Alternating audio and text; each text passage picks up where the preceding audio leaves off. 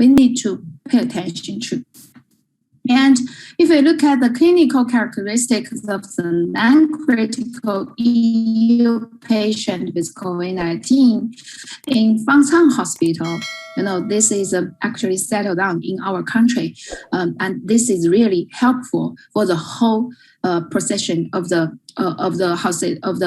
disease, as it is a very important thing as medical message to fighting with the virus. And we can see on admission, the most common symptoms was fever, and the cough was also very common. But in the other symptoms, the diarrhea and is including more than 10%, is 15% of the patient who were having the diarrhea symptoms, and also 3.7% of people will having abdominal pain, and also around 4% of people will saying they're having vomiting. So that is also the in Fangchang Hospital, meaning it's a mild, the COVID-19 is a mild COVID-19 patient. During this population, the diarrhea is also the most common symptoms of the COVID-19 patient.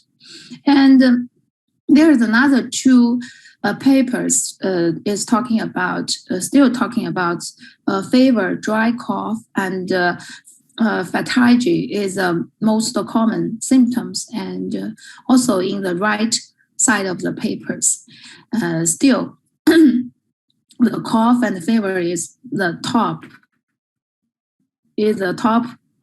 symptoms of the patient of the COVID-19, but the diarrhea will happen in almost 25%, a quarter of the patient of COVID-19 will also presenting as the symptoms of diarrhea. So this is the numbers from New York City. I think this is the data from the different country and the different city will sharing a common sense of this virus. So again, they just mentioned that diarrhea is very important symptoms of COVID-19 patient. So when we fighting with our enemies, so you better know yourself as well as an enemy. In every battle, you will be victorious. So if we want to exactly every details about this enemy. So we need to know the features of this virus, like RO numbers and the mortality and the severity of this virus. And I also need to know how can we do the intervention for this virus, like the control of the source of the infections and cut off the transmission route and protect the susceptible and high-risk populations. So let's see how can we cut off the transmission route.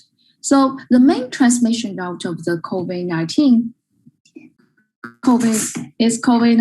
is we have the 4 respiratory droplets, and number 2, intimate contact, and number 3 is aerosol transmissions. I think the first one is definitely that everybody just notice them, agree with them. So why we covered with our mask.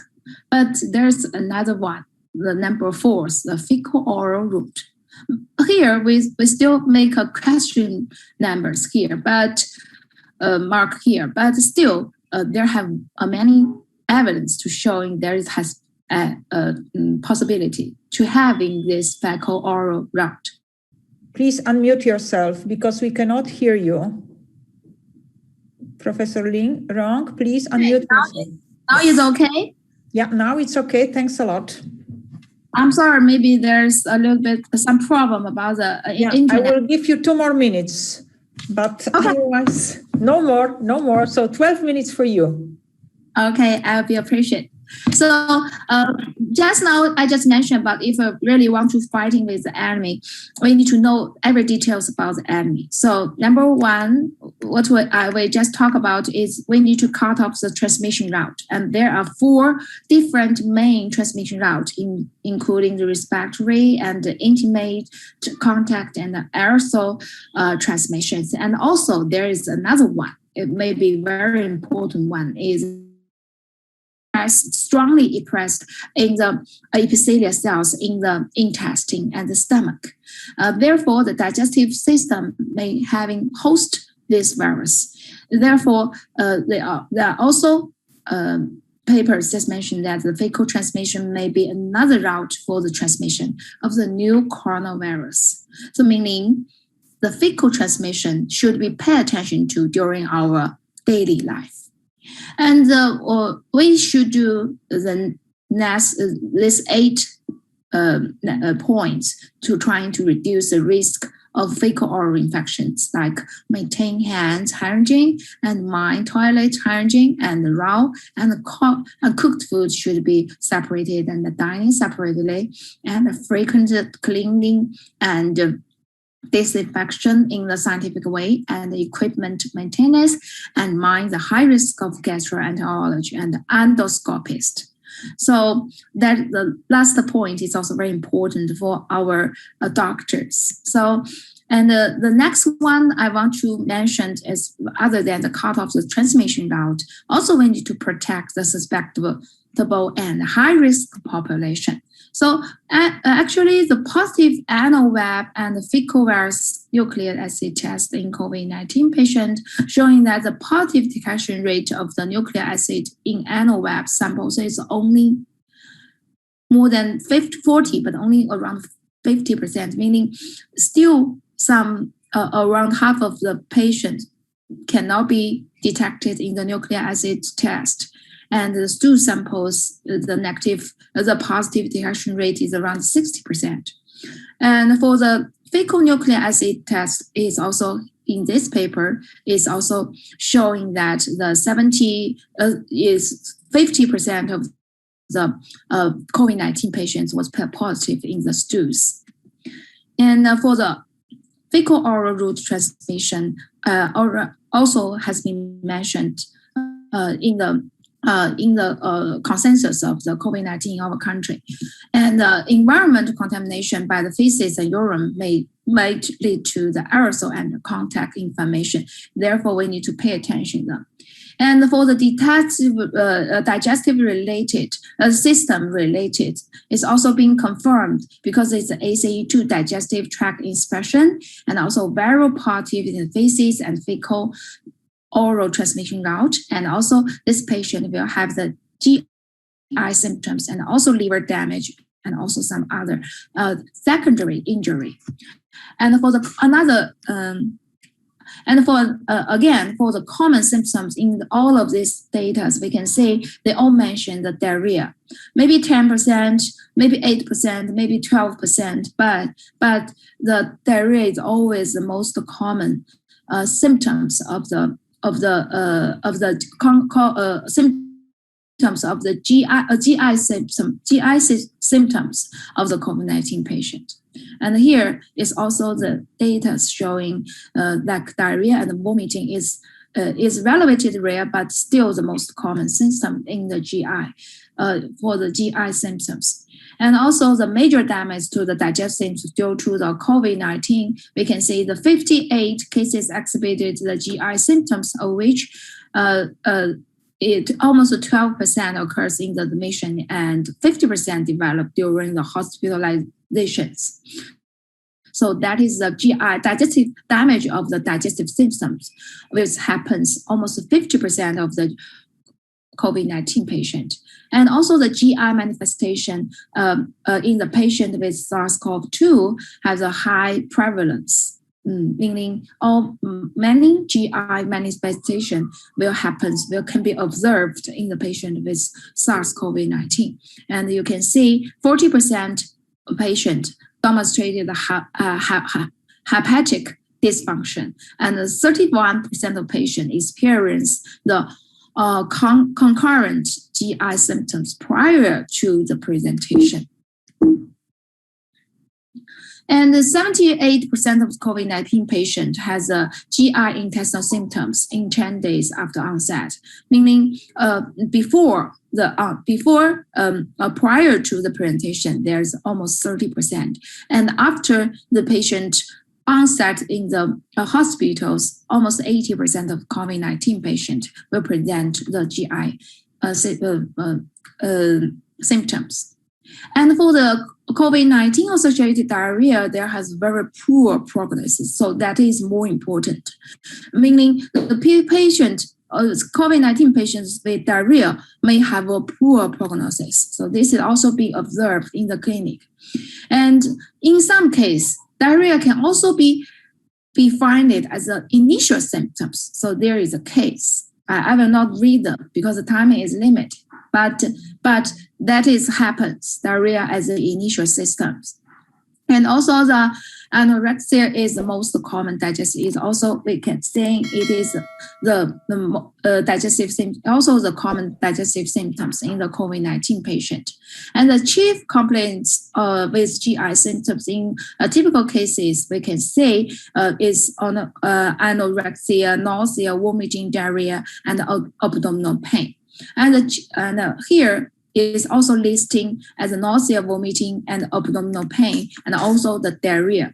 And the GI symptoms incidence between the ICU, comparing the ICU and the non-ICU patients. So for the ICU patient, the abdominal pain and anorexia is most common, and and also the impaired liver functions. And from our point, we need to figure out epidemic infectious disease, and also we need to pay attention to the gastroenterologist perspective. We need to figure out the feature intervention and how the COVID-19 works in the gastrointestinal tract. And the last one, I'm going to sharing the diagnosis and therapeutic consensus in China. So we have the general therapy and the specific therapy, and also we having the severe and the critical patient. So here I just listed them. If you have any questions, we can talking in the diverse therapy. Induced diarrhea is very important. So we need to pay attention to drug-induced diarrhea and how to treat them during the treatment of the COVID-19, and antibiotic-associated diarrhea, AAD, also need to be paid attention during our treatment for the COVID-19 patient. And also the enteral nutrition associated diarrhea need to be paid attention to. It happens during the treatment of the COVID-19 patient. And we need to do the prevention. This is also the recommendation for the healthcare professional. That is also how to prevent the happens of diarrhea in the COVID-19 patient is also very important. And for this treatment, we have several mechanisms that we can find. So Diospectide is one of the very important therapeutic way that we can choose. So that is all I want to share with everybody here today. So I think 10 minutes is definitely gone, right? So Hania, that was absolutely on time. I really appreciate it very, very much. Thanks a lot. There are already some questions. We will have a time for questions after the second presentation. So Alfredo, now the floor is yours. Please, can you talk about gastrointestinal symptoms in pediatric COVID? What are the patterns? What are the treatment options? And now 20 minutes for you. Thanks a lot. Okay, so good morning, ladies and gentlemen, and I will more or less address the same issues as we had before, but in children. So we are doing the pediatric COVID-19 epidemiology, the gastrointestinal symptoms, pathophysiology of gastrointestinal involvement, and then I will close with the therapeutic options. Let me show you the different age-related spreading pattern in childhood and in adults. Here we see that in red, that children are increasing their rate different from adults. This is in part related to the fact that immunization is not done in children. Hopefully it will be done in the near future. However, the disease in children is similar to adults, but it is milder, with one exception, which is the MIS-C. MIS-C is the multi-inflammatory system in children. C is children. That occurs very rarely. You can see here is 1 out of 10,000, but is severe because the death rate here is 1 out of 100. It occurs generally slightly later compared to the disease, so a couple of weeks later. And we now see the intestinal involvement. Now there are general statements. One is the gastrointestinal symptoms are more common in children than in adults. And diarrhea is the most common symptom.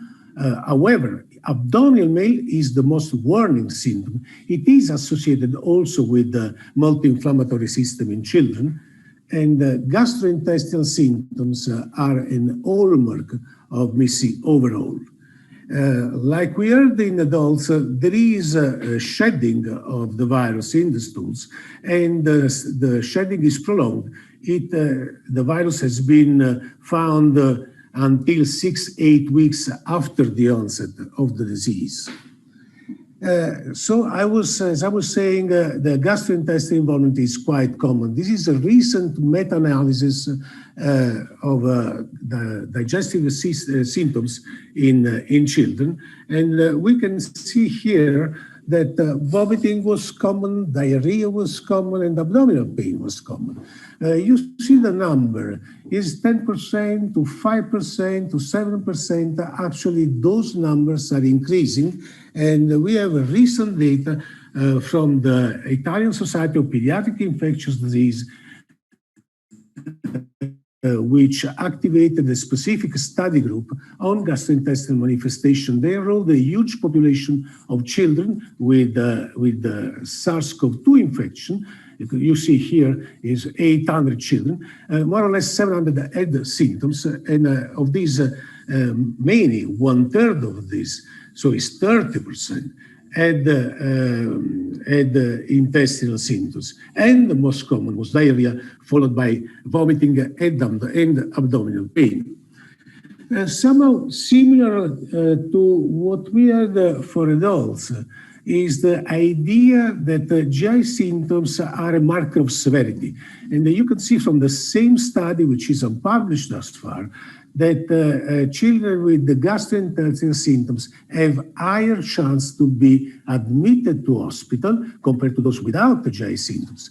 And you see here that the odds ratio of hospitalization are increased 2.5, more than 2.5 fold compared to those who have no gastrointestinal symptoms.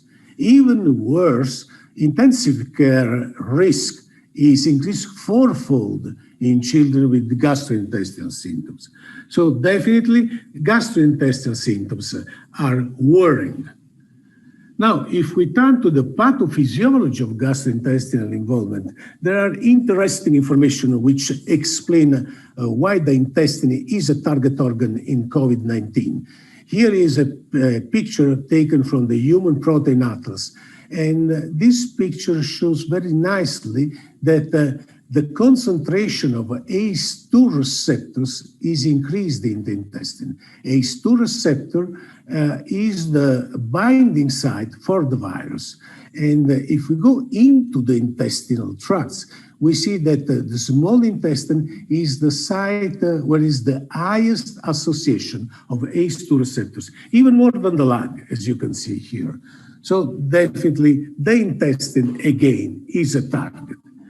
And I'm showing you these beautiful pictures taken from a paper published last year in Science. And you can see here the intestine, and here is the virus. The virus enters the intestine, and it has a route that goes from the luminal side to the Golgi. It replicates to the intestine. So this is an important information.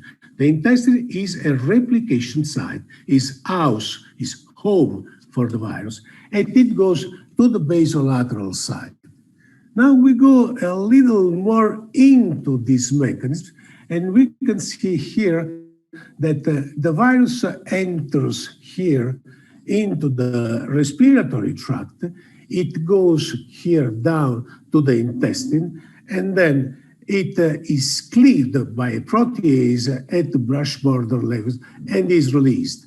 And it induces several symptoms and several effects. Here you see from this paper published last month in Frontiers in Pediatrics, all the different effects that are induced at intestinal level by the virus. There is the intestinal epithelial damage, the barrier damage, mucosal inflammation, increased permeability, bacterial translocation as a consequence of the intestinal damage. And then there are other effects, including dysbiosis, ACE2 dysfunction, and dysfunction of the enteric nervous system. Now, let's go a little bit to look at what happened in terms of cellular physiology. This is the brush border, as you can see, and this is the ACE2 receptor, which is located into the brush border. In terms of physiology, the function of ACE2 is to decrease the activity of this cotransporter, which is sodium glucose 1 cotransporter. This cotransporter induces the coupled absorption of sodium and glucose and is downregulated by ACE2. ACE2, on the other side, induces the upregulation, increases the absorption of sodium amino acid absorption. Now, what happens when the virus reaches the intestine? It binds to ACE2 and inactivates ACE2. As a consequence, the absorption of sodium and glucose is increased, and this is probably the mechanism by which diabetes is associated with COVID-19. On the other side, the amino acid sodium cotransporter is decreased, and as a consequence, there is an inactivation of sodium proton cotransport. Here you can see it, through an autophagic degradation. There is another alternative which is coming out with time, and there are increasing publications showing that the microbiota is abnormal in COVID-19. So there is a role, an indirect pathogenic role into the intestine through alterations of microbiota. This might have a role in MIS-C induction. And the paper published a few days ago in Gut shows that there is a decrease in Faecalibacterium prausnitzii and other good bacteria. These are the bacteria that are good friends. They have immunomodulatory properties and downregulate inflammation. Well, what has been shown is that those alterations of gut microbiota are related with an increase in inflammatory markers, and you see here with the disease severity. And dysbiosis, therefore, can contribute and has been linked to the disease severity in gastrointestinal tract. What is coming out, therefore, is that the virus has two different mechanisms which are not mutually exclusive. They may coexist, and probably they exist both. One is a direct pathogenic role into the intestine, leading to fluid intestinal imbalance, apoptosis of enterocytes, and local inflammation. The other is exerted indirectly through an abnormalities of intestinal microflora and dysbiosis, and also they lead us to inflammation. Whatever the mechanism, the result is diarrhea, abdominal pain, and probably intestinal damage. Let's now go in the final part of my presentation to what are the therapeutic options for COVID-19. There is no specific drug to be administered in the intestine for GI symptoms, and we have to deal with diarrhea and dehydration. We also need to target systemic complication. MIS-C is a major target, and as we have seen, is loaded with a high rate of mortality, and might be related to the intestine. The third target is the reduction of fecal viral shedding to prevent fecal oral spreading. As I said, there is no specific drug for the intestine. So we need to go back to the general treatment of diarrhea. And these are the guidelines developed by the European Society of Pediatric Gastroenterology and Nutrition, the ESPGHAN Society. And you see the panel is an international panel in which our chair, Ania Sayerska, was involved. And the key treatment of diarrhea is rehydration. There are options for an active treatment, and those include the probiotics, racecatril, and Diospectide. So we have the idea is to deal with the COVID-19 as we deal with the gastroenteritis, is a general approach.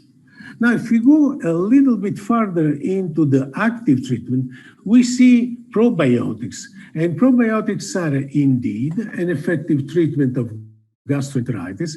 There are specific probiotics. This is a recent paper published by Dr. Sayerska and the ESPGHAN group, showing that selected probiotics, namely Saccharomyces boulardii, Lactobacillus rhamnosus GG, Lactobacillus reuteri, and the combination of rhamnosus and reuteri are indeed effective for gastroenteritis.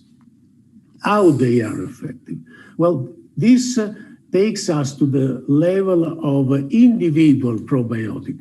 For Saccharomyces boulardii, our research group, my research group, did some further investigation. And what we have seen is that the efficacy against diarrhea by Saccharomyces boulardii is related to a postbiotic effect. And we see here in these pictures the so-called gap in the intensive short circuit current. This corresponds to chloride secretion in the intestine. So it's a measure of diarrhea. It is increased by rotavirus, and in the presence of Saccharomyces boulardii is decreased. So this means that there is a different, a straightforward effect, a direct effect by postbiotic. Postbiotic derives from the combination of Saccharomyces boulardii and the enterocytes. And through a mechanism that involves oxidative stress, rotavirus induces secretion, and short-circuit current is decreased here by the postbiotic effect exerted by Saccharomyces boulardii.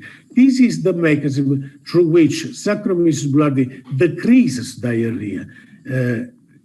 Something slightly different is for Lactobacillus GG.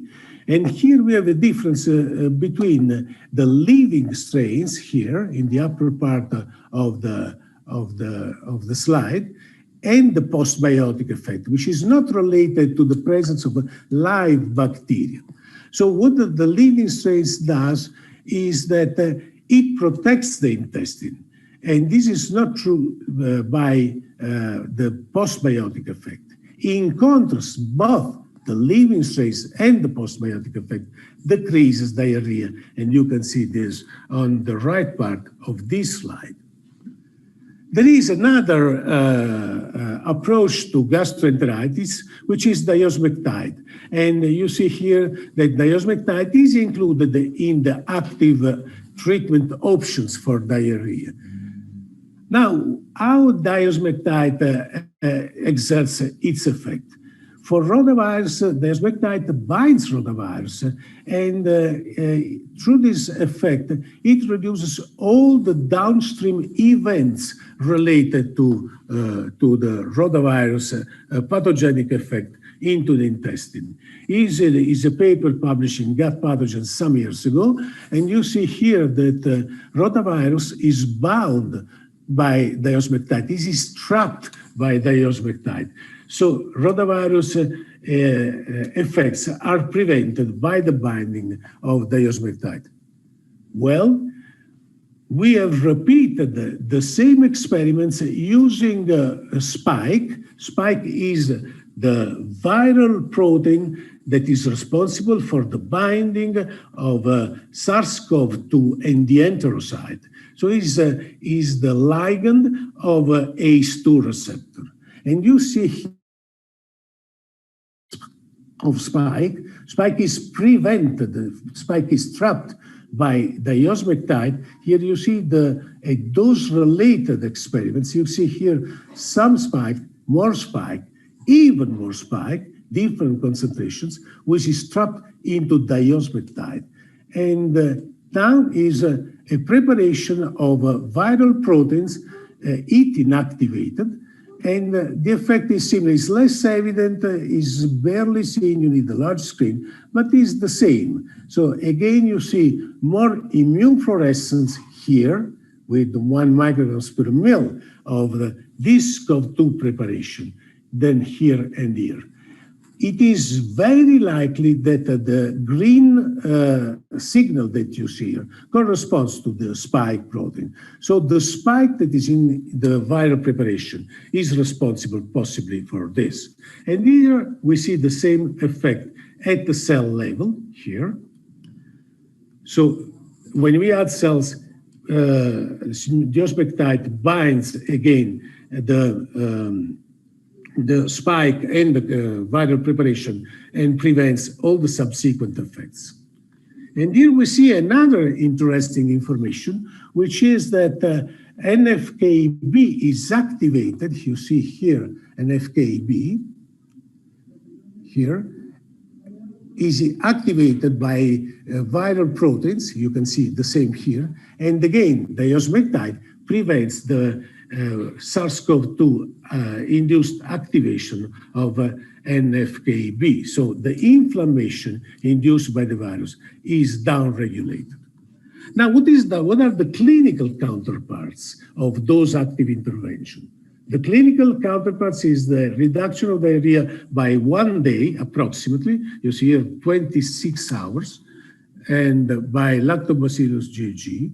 More or less the same is here is days, is done by Saccharomyces boulardii, and the Diospectide is more or less the same. Is a reduction of 24 hours of diarrhea.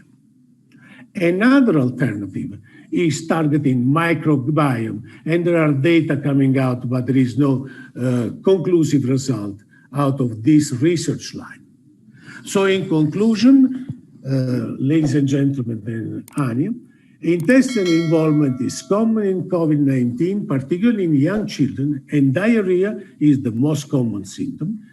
It is directly or indirectly induced by SARS-CoV-2. MIS-C is an infrequent but severe complication of pediatric COVID, and intestinal damage might play a role in the pathophysiology of the disease. Turning into treatment, rehydration is the key treatment of COVID-19 associated diarrhea, but we have the option to adopt active interventions. Those include effective probiotic strains that can reduce diarrhea and promote intestinal fluid absorption, and Diospectide, which may trap, and we have seen direct evidence of this, SARS-CoV-2 and prevent all the downstream pathogenic effects. And I thank you for your attention. Thank you very much. Thank you, Alfredo. Excellent presentation. Thanks you for going into the pathophysiology and also showing some new data, preparation, manuscript in preparation. So thanks a lot. Okay, now we have like 12 minutes more or less for questions. So without any further delay, I would already ask the first question, which was put in the Q&A box. If you have more questions, please add them. We will try to answer. What are the plan of care for COVID-19 symptoms? And there is a drug circulating. It is Lianhua ephedra from China that says can help to relieve and prevent worsening the symptoms of COVID-19. Who wants to answer the question? Short answers for questions. Professor Lin, Professor Guarino. As the drug is from China, is probably for wrong. I actually didn't see this question. So can you repeat the question you just mentioned is for me? Yeah, it's on the top, and the Lian Hua ephedra from China. Probably not familiar to you. Okay, if not, Alfredo, did you hear about it? Yes, I understand that the idea is what is the prevalence, what is the therapy options for this? Yeah, and there is one particular one, which is the Lian Hua ephedra from China. Okay. But probably none of us is really familiar with that. So probably we will go to the next question in order not to lose the time. And the next one is prevalence of GI symptoms in the publication you shared was recorded before or during treatment. We should take into account the adverse event of medication, for example, antiviral drug. It was during Professor Lin presentation, so probably you can start on commenting on it. Okay, so that is a question. I think that is a very good question. So for both the GI symptoms and also for the liver dysfunction, when we observe this COVID-19 patient, it do have the potential possibility. Number one, it is this symptoms and the dysfunction of liver is induced by the virus itself, by the disease itself. And another possibility is the symptoms is induced by the drug, is drug related. For example, the antivirus drugs. So, but as I mentioned, as I showed the slides in our PPT, in my PPT, so the data just show both the patient prior to go to the hospital, and also some people's already onset, after the onset. So I think. Yeah, so they have both data for this patient. So, but all of them just showing the diarrhea. Alfredo, I may add something, Alfredo. If I may add just numbers, 30% of children have diarrhea. 50% of children receive antibiotics, but antibiotic-associated diarrhea is at maximum 10%. So there is a gap of 20%, and 20% is induced directly by the virus, at least 20%. And I think that our data support this view. Okay, the next question. Why GI system gets upset in COVID-19? Who wants to answer? As I showed, because there is an ACE2 receptor, so the virus is in the intestine because there is the ACE2 receptor, and the spike protein that is part of the virus external part binds to this ACE2, and that's the mechanism. What is even worse is that ACE2, the spike protein, is very stable, so it's not touchable. It goes through the intestine and it reaches the stools. So this is a major problem for us. The good part is that vaccines raised against spike protein are very effective. So the vaccines possibly are an effective answer also for intestinal problems. Okay, I go to the next. Thank you for your nice lectures. My question is there any new diagnostic methods to confirm SARS-CoV-2 from the stool? How long does it take? Price comparing with nasopharyngeal sample. Thanks. From Dr. Rakoczy Iva, I presume from Hungary. So actually, right now we have the homemade the kits for the detection of the virus in the stool. So we can detect the RNA, and as meanwhile we can also detect the antigen. So we have these kits, and we How long does it take? How long time does it take is another part of the question. So we have the 15 minutes test kits. And price the excretion is longer than from the respiratory tract. So compared to the time of the virus in the lung and the times of the virus in the stools, well, the virus likes the stools much more. It lives much better for more time in the intestine than in the lungs. Yeah. Price comparing with nasopharyngeal sample. Any comments from any of you? Price comparing? Yeah, price compare with a nasopharyngeal swab. What is cheaper? I think that the search over the virus in the stools is still far from optimal. So we need more time, more money to do that. One question from Cambodia to Dr. Rong Lin. How is COVID-19 situation in China right now? Vaccinated a lot? Please answer. It's for you, Rong. Okay, so right now the situation of COVID-19 is getting much better than last year. So only several cases. I think it's less than 20 cases right now in the whole country, and we have very strict measures. We have very strict principle that we have to observe. We have to follow up in our daily life and also in our hospital. So people need to check the check the nucleic acid. If you want to go to some other places, or if you want to go to do for example, the endoscopy. So vaccinated a lot right now in China. Well done. In COVID patients with only GI symptom, does nasopharyngeal swab for PCR have the same positive predictive value as in respiratory symptoms? Who wants to answer? No. Short answer. No. Excellent, I agree. Any role of fecal microbiota transplant in treating COVID-related diarrhea? Who wants to answer?